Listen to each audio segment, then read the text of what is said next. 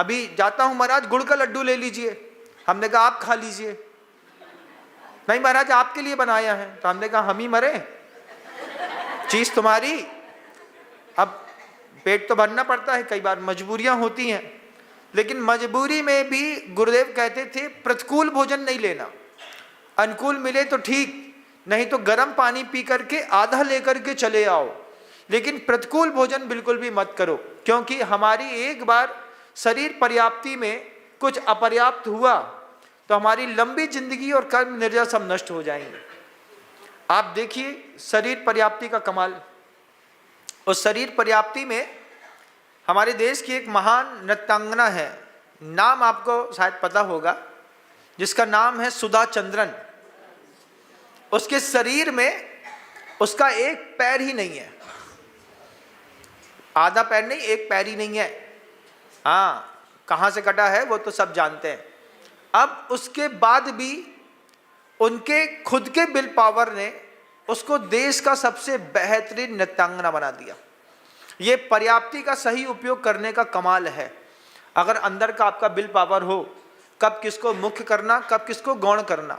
ये वो समय है जो दिन में सोने वाले लोग होते हैं, ये निरंतर कफ प्रकृति के मालिक बनते हैं और जिंदगी भर परेशान रहते हैं। दिवा माँ स्वापी, चैत का महीना दिवा माँ स्वापी। चैत के महीने में आपको क्या करना है, कैसे कर सकते हैं महाराज?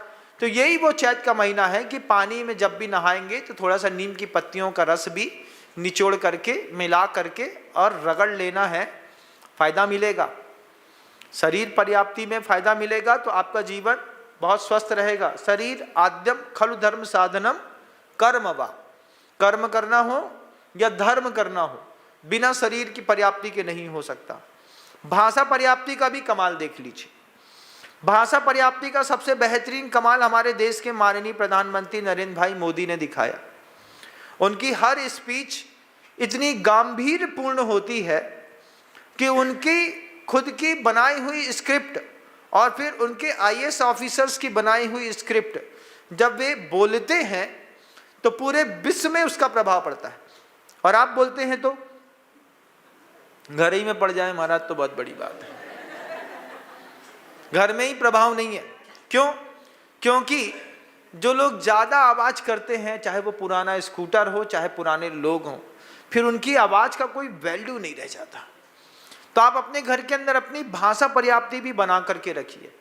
आधी से ज़्यादा चीज़ें अगर मौन में सलट जाएं तो सौभाग्य की बात है। आधी से ज़्यादा चीज़ें बीच में किसी और माध्यम से हो जाएं तो सौभाग्य की बात है। लेकिन अपनी भाषा पर्याप्ति को नहीं समझने के कारण आप खुद देख लीजिए, घर में रात को 7:30 8 बजे के बाद 10 बजे का टाइम जो होता है वो कैसा होता है? अति संवेदनशील जोन में चल रहे हैं।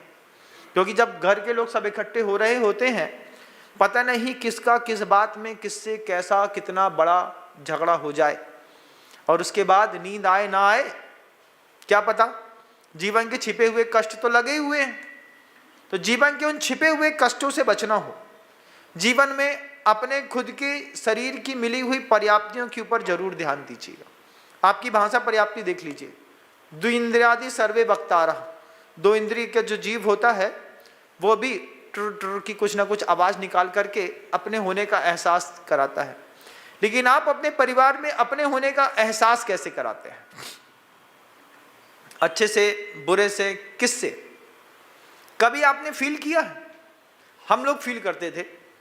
हम लोग देखते थे कि गुरुदेव जब आंख बंद करके जनता के बीच में बैठे रहते थे या कमरे में भी ऐसे चुपचाप बैठे रहते थे तो जनता उनको चारों तरफ से घूर करके देखती थी।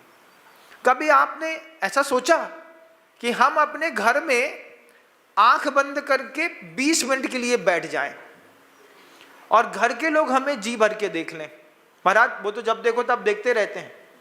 अचानक देखने में और योगी की स्थिति में परिवार वालों को अपना रूप दर्शन कराने में बहुत अंतर होता है।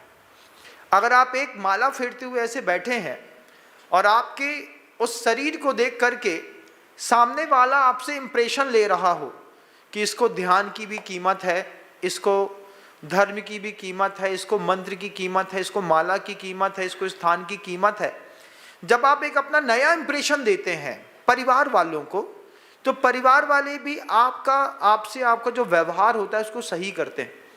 तो अपने परिवार का डोमेस्टिक वायलेंस खराब मतलब अलग करने के लिए भी आप क्या कर सकते हैं कि 15 मिनट मुझे घर के लोग योग मुद्रा में देख लें।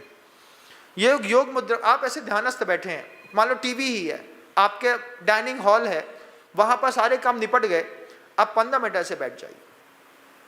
निकलेंगे तो लोग ऐसा देखते हुए निकलेंगे, फिर ऐसा बोलेंगे, दूसरे से पूछेंगे ये तुम्हारी मम्मी को क्या हो गया, बोले वो माला फेर रही है। अब माला फेरने पर मान लीजिए आपका हस्बैंड भी क्यों ना हो, मान लीजिए सोफा सेट में बैठा है, तो 2-3 मिनट तक आपको गौर से देखेगा। गौर से देखने पर उसके जो कसाई स्थान है वो एक साथ नष्ट हो जाएंगे। योग की मुद्रा इस तरीके का कमाल करती है। जजनीन दोस्तों, अगर आपको मेरी वीडियो अच्छी लगती है तो प्लीज़ मेरे चैनल को लाइक, शेयर, सब्सक्राइब करिए और इसी तरह से अपना प्यार देते रहिए। धन्यवाद।